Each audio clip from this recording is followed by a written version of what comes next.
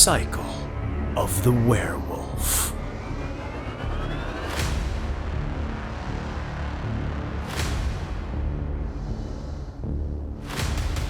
November.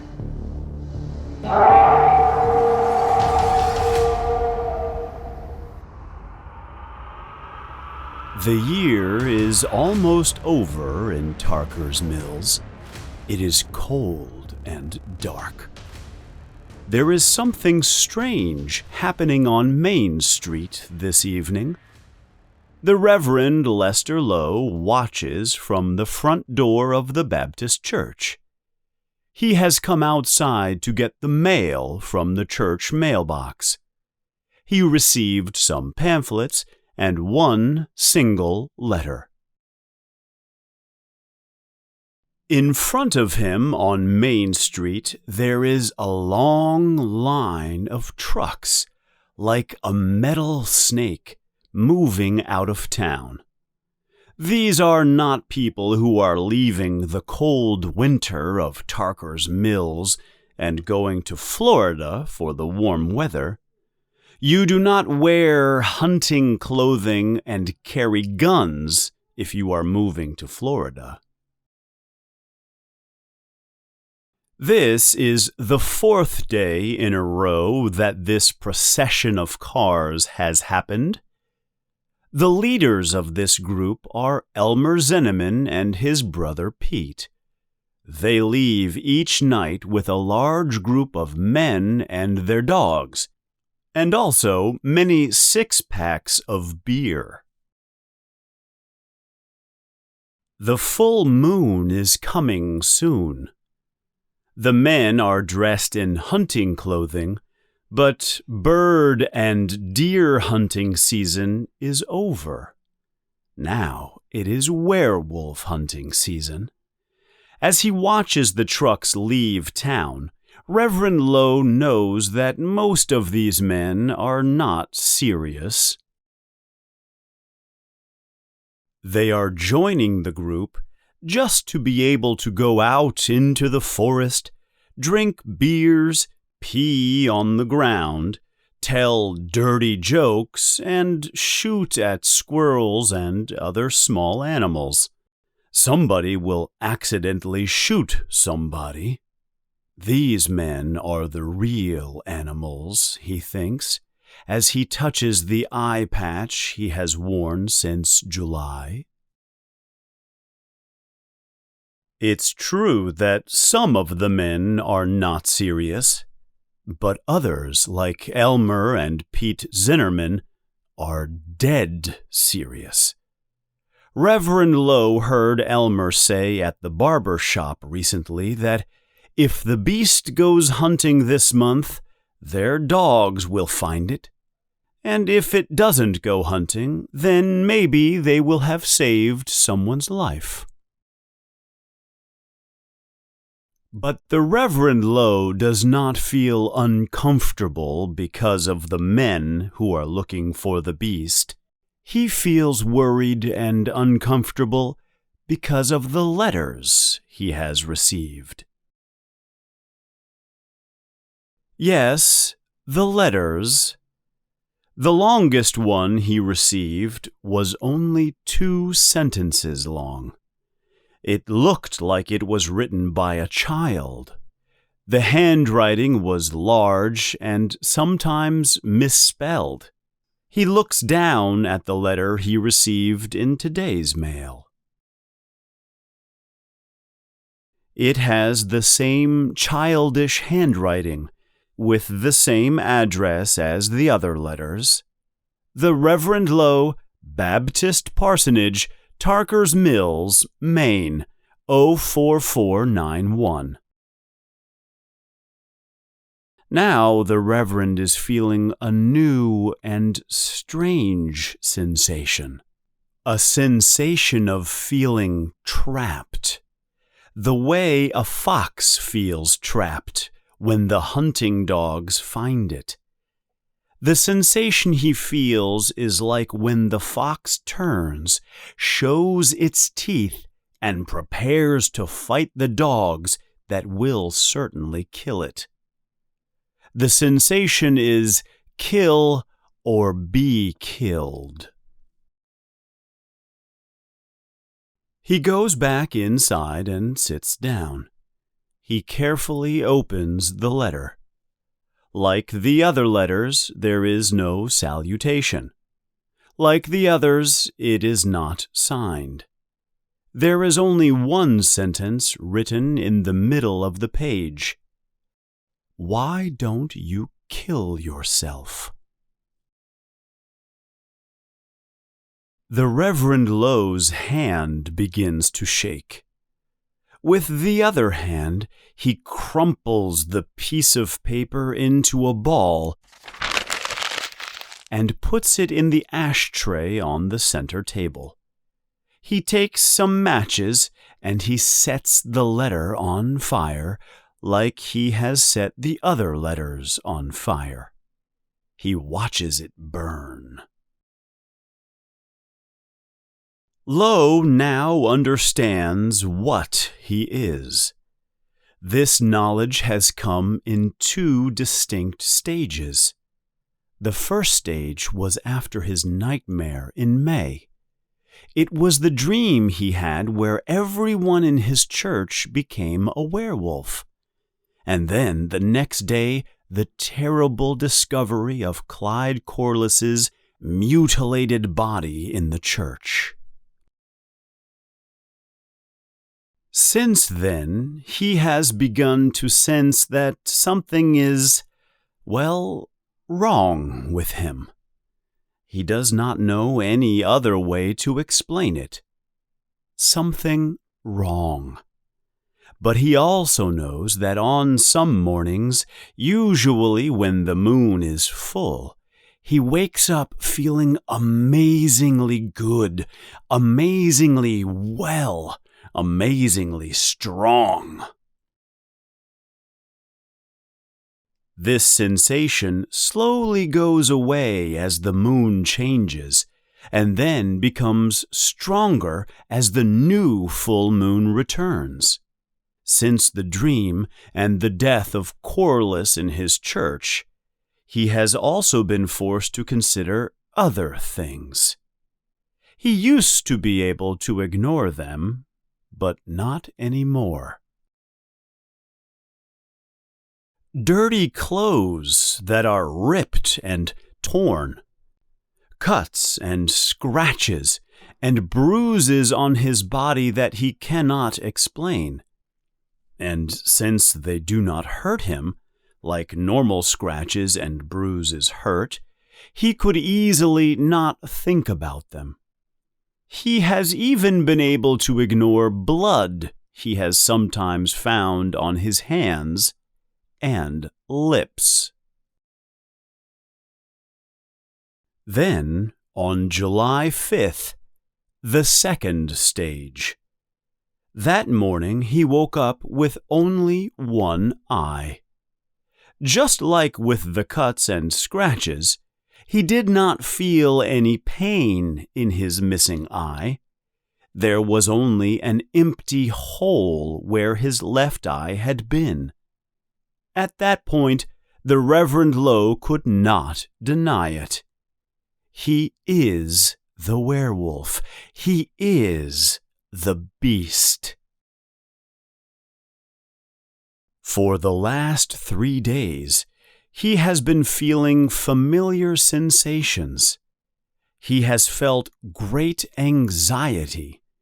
He has felt an impatience that is almost too much to control.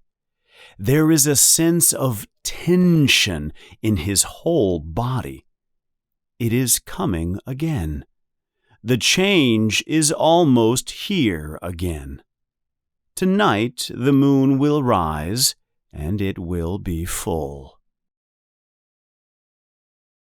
The hunters will be out in the forest with their dogs and their beer. That does not matter to Reverend Lowe. He, the beast, is smarter than they think he is. They think only about the wolf, not the man. They can drive their trucks to look for him, but he can drive his small passenger car anywhere he wants. And this afternoon he will drive to another city, he thinks. He will drive far away and stay at a motel outside of town. And if the change comes, there will be no hunters and there will be no dogs. No, they are not the ones who frighten him. He is not scared of those animals. Reverend Lowe looks at the new letter again. Why don't you kill yourself? The first letter came early this month. It said, I know who you are. The second letter said, if you are a man of God, get out of town. Go someplace where there are animals for you to kill, but no people.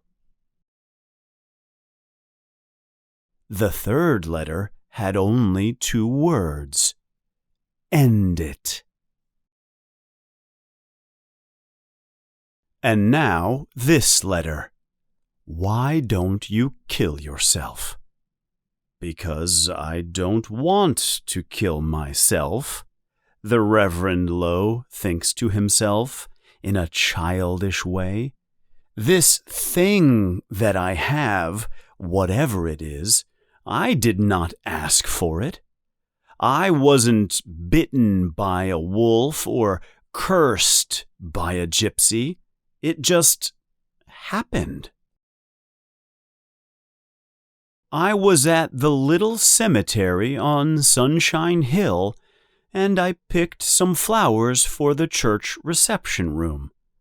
I had never seen flowers like that before, and by the time I even got to the church, the flowers had already died.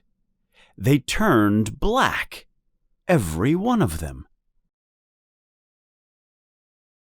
Maybe that's when this whole thing started to happen.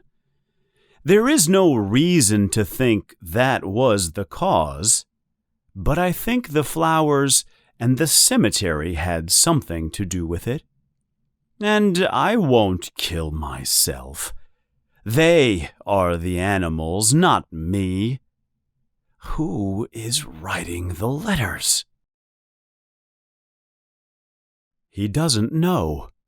The Reverend Lowe had never heard about the attack on Marty Coslaw. The attack had never been reported in the local newspaper, and the Reverend takes great pride in not listening to local gossip. And Marty did not know about Lowe and his missing eye until Halloween, because their religious circles are different. The Reverend Lowe does not know about Marty, and he has no memory of what he does in his beast state. So Lowe has no idea who has been sending him the letters. I am a man of God, he thinks. He stands up from the sofa and begins to walk around the room faster and faster. I am a man of God, and I will not kill myself. If I sometimes do evil things, there are men who have done evil before me, and evil can also serve the will of God. If God has cursed me, then God will take me in his own time. All things serve the will and desire of God. And who is he? Who is writing the letters? Maybe I could ask some people around town. Who was attacked on July 4th? How did it lose its eye? Maybe that person should be made silent. Not this month. Let them put their dogs back in their kennels first. Yes. He begins to walk faster and faster. He begins to bend over, closer to the ground as he moves. His hands almost touch the ground. He does not notice that his beard, which is usually shaved, is now growing. It is growing very quickly. And his one brown eye has begun to change color. It is beginning to become darker and darker. And later this night, it will become a deep emerald green color, the color of the beast. As he moves faster, he begins to talk to himself. But his words begin to sound more and more like animal sounds, like grunting, like growls.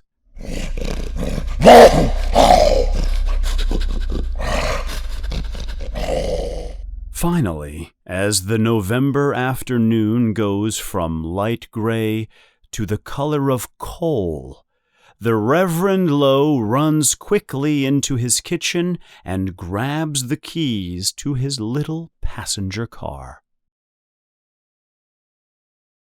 He drives fast as he can leave the town. He is smiling as he drives. He does not slow down even when it starts to snow very heavily. The lights of his car reflect off the little snowflakes as he speeds quickly down the highway. He senses the moon somewhere above the dark clouds. He senses its power. His body begins to change. His chest and arms begin to expand. His shirt is now stretched, very tight, about to rip. He feels just great. And what happens later that night might be a judgment from God or a terrible cosmic joke. Yes, it is funny, very funny. Because the Reverend Lowe drove far away from Tarker's Mills to become the beast. It is funny because the man he ends up devouring on that snowy night in November is Milt Sturmfuller, a lifelong resident of Tarker's Mills. And maybe God is just and right after all, because if there is anyone who can be described as a total piece of shit in Tarker's Mills, it is Milt Sturmfuller. Milt has told his wife that he has to leave town on business. He has told his wife that story many times. And this night, he has come to do a different kind of business. Business with a prostitute named Rita Tennyson. Rita has already given him a serious case of venereal disease, which Milt has passed on to his wife, Donna Lee. Poor Donna Lee has never ever even looked at another man in all the years they have been married. The Reverend Lowe has checked into a motel called the Driftwood. It is many miles outside of Tarker's Mills. It is the same hotel that Milt Sturmfuller and Rita Tennyson have chosen on this November night to do their business. Milt leaves his room at 10:15 p.m. to get a bottle of whiskey he has left in his car. As he walks through the snow towards his car, he begins to congratulate himself for being so far away from Tarker's Mills on the night of the full moon. It is at that moment that the one-eyed beast jumps on him from the top of a large delivery truck and takes his head off with one powerful swing of his clawed hand.